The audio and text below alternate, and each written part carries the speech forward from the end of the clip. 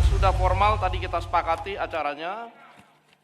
Sebagai rancangan undang-undang yang dibentuk dengan metode Omnibus Law, RUU Cipta Kerja membuat banyak klaster dan subklaster isu pembahasan yang di dalamnya ada total lebih dari 81 undang-undang serta 1.000 lebih pasal di seluruh undang-undang tersebut yang diubah.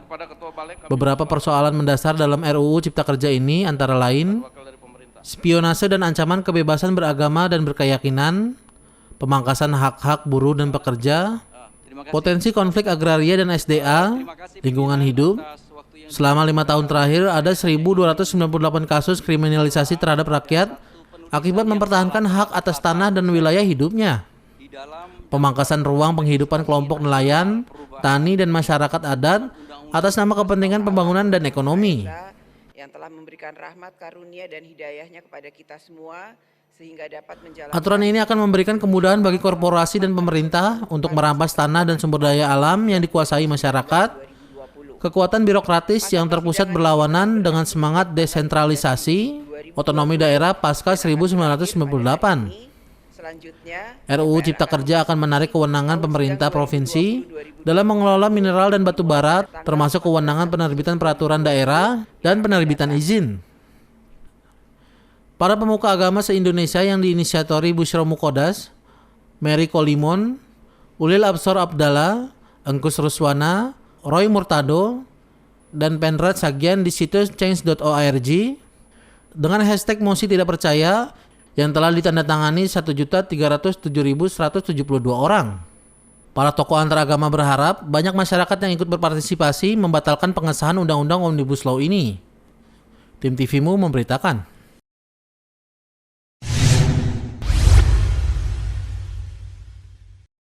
Saya sebenarnya tidak terlalu mendengar terlalu banyak tentang Omnibus Law, tapi yang saya tahu adalah beberapa dari kebijakan dari Omnibus Law itu bahwa ada jika perempuan misalnya selesai melahirkan maka tidak ada cuti ya, tidak ada cuti untuk perempuan yang melahirkannya. Ini mungkin bagi saya ya, ini sama saja tidak membenarkan perempuan itu untuk bekerja, karena perempuan pada dasarnya, pada hakikatnya mereka juga punya hak kan untuk meniti karir sampai mereka tua begitu.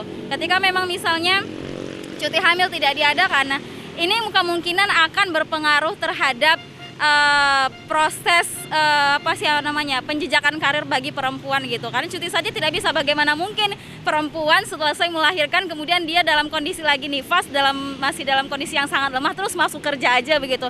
Itu kan sangat tidak mungkin ya. Saya pikir keputusan itu perlu ditinjau kembali karena saya pikir itu kurang rasional saja sih seperti itu. Jadi desakan ini Om setuju dong? Kalau saya pribadi tidak setuju. Mungkin perlu ditindaklanjuti lebih dalam untuk terkait kebijakan-kebijakan yang tidak rasional. Menurut saya sih harusnya jangan disahkan dulu, itu merugikan banyak kayak karyawan kontrak atau yang di ini. Banyak sih yang dirugikan itu dari karyawan. Pasti dia bakal ibaratnya berdampak negatifnya jauh. Kan pasti ibaratnya kayak anak kuliah kan ibaratnya kalau udah lulus dia bakal mau kerja buat menggapai karya yang tetap kan buat masa depan dia. Karena ada undang-undang ini jadi dia bakal merusak generasi yang masa depan maksudnya. Nah itu. Nggak ada karyawan yang ditetapkan. Iya. Nah kontrak doang dia seumur hidup kan kasihan juga kalau itu. Buat masa depan dia juga akan mikir ulang lagi buat kerja untuk apa, mendingan saya usaha dari awal gitu. Nggak setuju betul. Ya saya sih nggak setuju ya, soalnya itu kan merugikan banyak pihak juga, apalagi kan udah tahu demonya banyak banget kan, sampai kayak gitu banget. Takutnya malah jadi rusuh, ini kan juga lagi pandemi ya, salah satunya ngata-ngatain DPR, pokoknya gimana. Pokoknya saya setujunya itu coba deh dipikirin lagi, gimana gitu baiknya, gitu. Jangan sampai kayak misalnya diadakan karyawan tetap, itu kan nggak bagus banget gitu. Pokoknya banyak merugikan pihak kami deh kalau misalnya kayak gitu. Ya nggak setuju aja, nggak setujunya merugikan banyak banget merugikannya dari kitanya juga. Satunya kita nggak bisa jadi karyawan tetap, itu aja, gitu.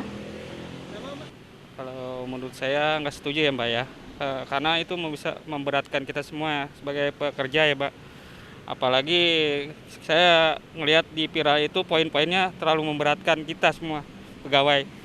Apalagi ada poinnya yang seperti tunjangan jaminan sosialnya dihilangkan seperti itu. Saya tidak setuju. Untuk itu nggak setuju sama sekali. Harap pemerintah itu mengkaji ulang kembali program yang Omnibus Law itu harus direvisi lagi gitu.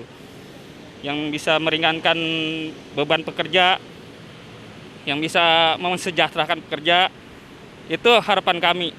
Itu aja. Kalau untuk seperti undang-undang seperti itu, kami nggak setuju. Saya mohon pada pemerintah itu untuk merevisi kembali lah undang-undang seperti itu. Sangat-sangat memberatkan. Apalagi kondisi seperti saat ini ya Mbak ya.